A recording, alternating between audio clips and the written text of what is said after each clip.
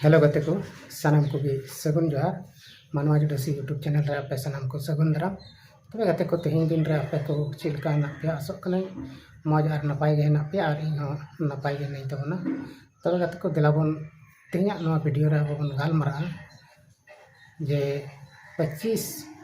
तारीख माने 25 जुलाई रे जहां घटना घटाव लेना इसई हर रेन बारिया नन से बारिया सिस्टर बखरा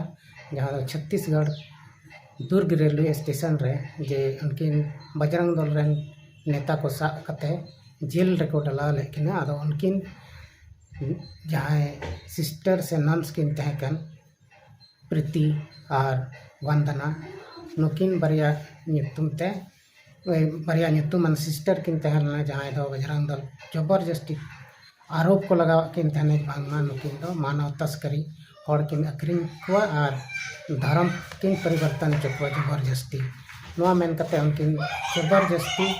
अकवा बल बुते दबाव लगाव कते उनकिन को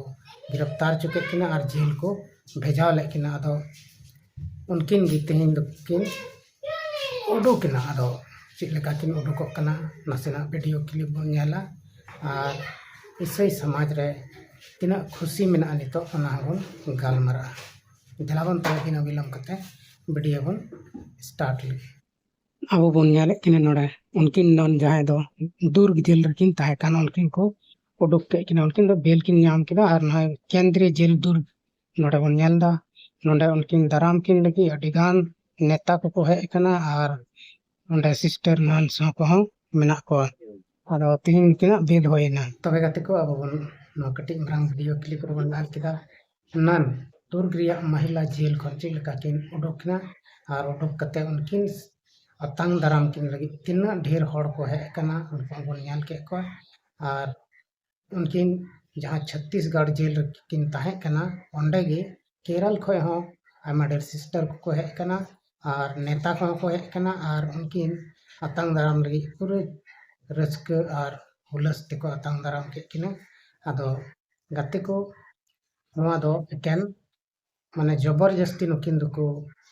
जेल लेकिन बांगमा नुकिन दो हड़ किन जबरदस्ती किन धर्म परिवर्तन चुए को और नुकिन दो हड़ किन आखरिंग को नवा दो बयान होको एमना उनको पिया कुड़ी गिदरा जहां दो उनकिन साथे दिल्ली को चला कान तहन कमी मेन कते और उनकिन बारिया नन मत दो बांग उनकिन साथे मिटन कोड़ा गिदरा ताहे कनाय उनी हको जेल का देथेना आदो जतो को जेल खन को रिहायना छुटोना बेल रे को उडुक कना और उनकिन नन दो 50,000 कते जुर्माना को कोय का किना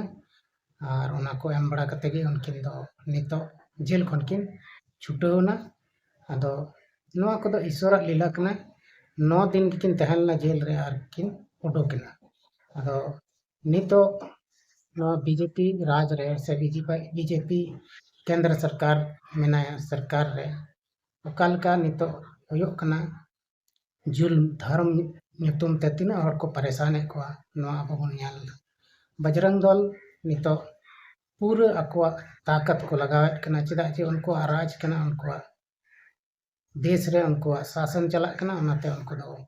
पूरा को अकवा बल को प्रयोग कना सनाम धर्म रेन हड़ को करते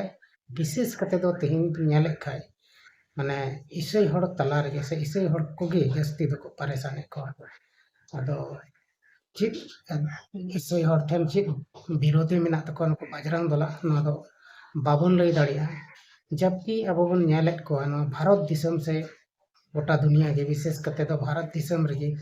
जब खन नोड़े क्रिश्चियन सोसाइटी से इसई हड़ को है कन से इसई हड़ मेना को तो अब बन नेल तको उनको भाले भाले स्कूल मेना शिक्षा मामले रे दो भाले भाले स्कूल मेना ओंडे गे सनाम धर्म रेन हड़ रेन गिद्रा को ऑलोग पढ़ाव कते डॉक्टर इंजीनियर को बना कन तो स्वस्थ से तबन नेल खा उनको आगे भागे भागे से लटू लटू हॉस्पिटल को मेना जहां रे सनाम धर्म रेन हड़ को रान अचु कना नौका दो बनुआ जे मेनते उनको दो एकेन नंडे हे कते धर्म को प्रचार कना से यीशु मसीह सुसमाचार मतो के को प्रचार दा सनाम लेकाते उनको नोड़े हे कते से नोडे मेना को तिना क्रिश्चियन सोसाइटी सनाम गे ᱵᱷᱟᱜᱤᱭᱟᱜ ᱜᱮᱠᱚ ᱠᱟᱹᱢᱤᱭᱮᱫᱟ, ᱮᱱᱛᱮᱦᱚᱸ ᱱᱩᱠᱩ ᱩᱯᱚᱨᱛᱮ ᱟᱹᱰᱤ ᱟᱸᱴ ᱡᱩᱞᱩᱢ ᱦᱩᱭᱩᱜ ᱠᱟᱱᱟ᱾ ᱟᱨ ᱱᱚᱣᱟ ᱡᱩᱞᱩᱢ ᱫᱚ ᱢᱟᱱᱮ ᱥᱟᱦᱟᱣ ᱠᱷᱚᱱ ᱦᱚᱸ ᱵᱮᱥᱟᱦᱟᱨᱟ ᱜᱮᱭᱟ, ᱢᱟᱱᱮ ᱵᱟᱝ ᱥᱟᱦᱟᱣ ᱫᱟᱲᱮᱭᱟᱜ ᱞᱮᱠᱟᱱᱟᱜ ᱡᱩᱞᱩᱢ ᱠᱟᱱᱟ᱾ ᱟᱫᱚ ᱱᱚᱝᱠᱟ ᱪᱮᱫᱟᱜ ᱠᱚ ᱠᱟᱹᱢᱤᱭᱮᱫᱟ ᱱᱚᱣᱟ ᱫᱚ ᱟᱵᱚ ᱵᱟᱵᱚᱱ ᱵᱩᱡᱽ ᱫᱟᱲᱮᱭᱟᱜᱼᱟ᱾ ᱮᱱᱛᱮᱫ ᱱᱩᱠᱩᱣᱟᱜ ᱪᱮᱫ ᱢᱚᱱᱮᱨᱮ ᱦᱮᱱᱟᱜ ᱛᱟᱠᱚᱣᱟ, ᱪᱮᱫ ᱩᱫᱽᱫᱮᱥ ᱢᱮᱱᱟᱜ ᱛᱟᱠᱚᱣᱟ, ᱱᱩᱠᱩ ᱚᱱᱟ ᱵᱟᱵᱚᱱ ᱵᱩᱡᱷᱟᱹᱣ ᱫᱟᱲᱮᱭᱟᱜᱼᱟ᱾ ᱟᱨ ᱱᱩᱠᱩ ᱫᱚ ᱱᱤᱛᱚᱜ ᱴᱟᱨᱜᱮᱴ ᱫᱚ ᱡᱟᱹᱥᱛᱤ ᱠᱟᱭᱛᱮ ᱤᱥᱟᱹᱭ ᱫᱷᱚᱨᱚᱢ ᱦᱚᱲ ᱨᱮ ᱢᱮᱱᱟᱜ ᱛᱟᱠᱚᱣᱟ᱾ ᱡᱟᱦᱟᱸᱭ ᱜᱮ ᱤᱥᱟᱹᱭ ᱫᱷᱚᱨᱚᱢ ᱠᱚ ᱢᱟᱱᱟᱣᱮᱫ ᱠᱟᱱ ᱩᱱᱠᱩ ᱜᱮᱠᱚ ᱴᱟᱨᱜᱮᱴᱮᱫ ᱠᱚᱣᱟ᱾ ᱟᱫᱚ ᱱᱩᱠᱤᱱ ᱱᱟᱱ ᱡᱟᱦᱟᱸ ᱠᱚ ᱜᱨᱮᱯᱛᱟᱨ ᱞᱮᱫ ᱠᱤᱱᱟ, ᱱᱩᱠᱤᱱ ᱦᱚᱸ ᱯᱩᱨᱟᱹ ᱫᱷᱟᱢᱠᱟᱣ ᱪᱟᱢᱠᱟᱣ ᱫᱟᱞ ᱛᱷᱟᱯᱟ ᱠᱟᱛᱮ ᱡᱚᱵᱚᱨ ᱡᱟᱹᱥᱛᱤ ᱩᱱᱠᱩ ᱠᱩᱲᱤ ᱜᱤᱫᱽᱨᱟᱹ ᱦᱚᱸᱠᱚ ᱦᱮᱸ ᱦᱚᱪᱚᱭᱮᱫ ᱠᱚᱣᱟ, ᱵᱟᱝᱢᱟ ᱟᱞᱮ ᱫᱚ ᱦᱮᱸ ᱵᱟᱞᱮ ᱵᱟᱲᱟᱭᱟ ᱚᱠᱟ ᱛᱮᱪᱚ ᱠᱚ ᱤᱫᱤᱭᱮᱫ ᱞᱮᱭᱟ, ᱡᱚᱵᱚᱨ ᱡᱟᱹᱥᱛᱤ ᱠᱚ ᱤᱫᱤᱭᱮᱫ ᱞᱮᱭᱟ, ᱪᱟᱞᱟᱜ ᱵᱟᱞᱮ ᱢᱮᱱᱫᱟ, ᱱᱚᱝᱠᱟ ᱟᱹᱣᱲᱤᱭᱟᱜ ᱵᱚᱭᱟᱱ ᱠᱚ ᱮᱢ ᱦᱚᱪᱚ ᱞᱮᱫ ᱠᱚᱣᱟ᱾ ᱢᱮᱱᱠᱷᱟन ᱩᱱᱠᱩ ᱡᱚᱵ ᱚᱲᱟᱜ ᱠᱚ ᱪᱟᱞᱟᱣᱮᱱ ᱠᱷᱟᱱ ᱟᱠᱚᱣᱟᱜ ᱚᱲᱟᱜ ᱨᱮ ᱩᱱᱠᱩ ᱫᱚ ᱥᱟᱹᱨᱤ ᱠᱟᱛᱷᱟ ᱥᱟᱱᱟᱢ ᱠᱚ ᱞᱟᱹᱭ ᱠᱮᱫᱟ᱾ ᱡᱮ ᱢᱮᱱᱛᱮ ᱵᱚᱡᱨᱚᱝ ᱫᱚᱞ ᱨᱮᱱ ᱡᱟᱦᱟᱸᱭ ᱫᱚ ᱡᱳᱛᱤ ᱥᱚᱨᱢᱟ ᱢᱮᱱᱚᱜᱚᱜ ᱠᱟᱱᱟᱭ, ᱩᱱᱤ ᱚᱠᱟ ᱞᱮᱠᱟ ᱱᱩᱠᱩᱭ ᱯᱟᱨᱮᱥᱟᱱ ᱠᱮᱫ ᱠᱚᱣᱟ ᱟᱨ ᱚᱠᱟ ᱞᱮᱠᱟᱭ ᱫᱟᱞ ᱛᱷᱟᱯᱟ ᱠᱟᱛᱮ ᱩᱱᱤᱭ ᱡᱚᱵᱚᱨ ᱡᱟᱹᱥᱛᱤᱭ ᱡᱟᱦᱟᱸᱭ ᱨᱚᱲᱮᱫ ᱠᱟᱱ ᱟᱡ ᱚᱱᱟᱭ ᱨᱚᱲ ᱦᱚᱪᱚ ᱠᱮᱫ ᱠᱚᱣᱟ, ᱵᱟᱭᱟᱱᱮ ᱦᱚᱪᱚ ᱠᱮᱫ ᱠᱚᱣᱟ᱾ ᱟᱫᱚ ᱟᱵᱚ ᱵᱚᱱ ᱧᱮᱞᱮᱫ ᱠᱟᱱ ᱛᱟᱭ ᱜᱮᱭᱟ ᱡᱳᱛᱤ ᱥᱚᱨᱢᱟᱣᱟᱜ ᱟᱭᱢᱟ ᱰᱷᱮᱨ ᱵᱷᱤᱰᱤᱭᱳ, ᱡᱮ ᱥᱳᱥᱟᱞ ᱢᱤᱰᱤᱭᱟ ᱨᱮ, ᱤᱭᱩᱴᱩᱵᱽ ᱨᱮ, ᱯᱷᱮᱥᱵᱩᱠ ᱨᱮ ᱟᱭᱢᱟ ᱰᱷᱮᱨ ᱵᱷᱤᱰᱤᱭᱳ ᱩᱱᱤᱭᱟᱜ ᱵᱚᱱ ᱧᱮᱞᱮᱫ ᱠᱟᱱᱟ, ᱡᱮ ᱚᱠᱟ ᱞᱮᱠᱟ ᱩᱱᱤᱭ ᱫᱷᱟᱢᱠᱟᱣᱮᱫ ᱠᱚᱣᱟᱭ ᱩᱱᱠᱤᱱ ᱵᱟᱨᱭᱟ ᱱᱟᱱ ᱦᱚᱸ ᱟᱨ ᱱᱚᱛᱮ ᱠᱚᱲᱟ ᱜᱤᱫᱽᱨᱟᱹ ᱦᱚᱸ ᱟᱨ ᱩᱱᱠᱩ ᱯᱮᱭᱟ ᱠᱩᱲᱤ ᱜᱤᱫᱽᱨᱟᱹ ᱦᱚᱸ ᱯᱩᱨᱟᱹ ᱯᱟᱨᱮᱥᱟᱱ ᱪᱟᱵᱟ ᱠᱮᱫ ᱠᱚᱣᱟ᱾ ᱟᱨ ᱚᱱᱟ ᱞᱮᱠᱟᱛᱮ ᱩᱱᱠᱩ ᱫᱚ ᱪᱮᱫ ᱦᱚᱸ ᱚᱸᱰᱮ ᱵᱚᱛᱚᱨ ᱛᱮ ᱵᱟᱝᱠᱚ ᱨᱚᱲ ᱫᱟᱲᱮᱭᱟᱫᱟ᱾ ᱢᱮᱱᱠᱷᱟᱱ ᱚᱲᱟᱜ ᱡᱚᱠᱷᱚᱱ ᱠᱚ ᱥᱮᱱ ᱱᱟ, ᱛᱚ ᱚᱲᱟᱜ ᱨᱮ ᱥᱮᱱ ᱠᱟᱛᱮ ᱩᱱᱠᱤᱱ ᱠᱩᱲᱤ ᱦᱚᱸ ᱟᱠᱚᱣᱟᱜ ᱥᱟᱹᱨᱤ ᱠᱟᱛᱷᱟ, ᱟᱠᱚᱣᱟᱜ ᱥᱟᱹᱨᱤ ᱵᱮᱭᱟᱱ ᱠᱚ ᱮᱢ ᱠᱮᱫᱟ᱾ ᱚᱱᱟ ᱟᱵᱚ ᱵᱚᱱ ᱥᱳᱥᱟᱞ ᱢᱤᱰᱤᱭᱟ ᱨᱮ ᱟᱭᱢᱟ ᱡᱟᱭᱜᱟ ᱨᱮᱵᱚᱱ ᱧᱮᱞᱮᱫ ᱠᱟᱱᱟ ᱵᱷᱤᱰᱤᱭᱳ ᱨᱮ, ᱡᱮ ᱩᱱᱠᱩ ᱪᱮᱫ ᱞᱮᱠᱟ ᱥᱟᱹᱨᱤ ᱠᱟᱛᱷᱟ ᱨᱟᱜ ᱨᱟᱜ ᱛᱮᱠᱚ ᱨᱚᱲᱮᱫ ᱠᱟᱱᱟ᱾ ᱟᱨ ᱩᱱᱠᱩᱣᱟᱜ ᱢᱮᱱ ᱢᱟᱠᱥᱟᱫ ᱫᱚ ᱥᱟᱹᱨᱤ ᱠᱟᱛᱷᱟ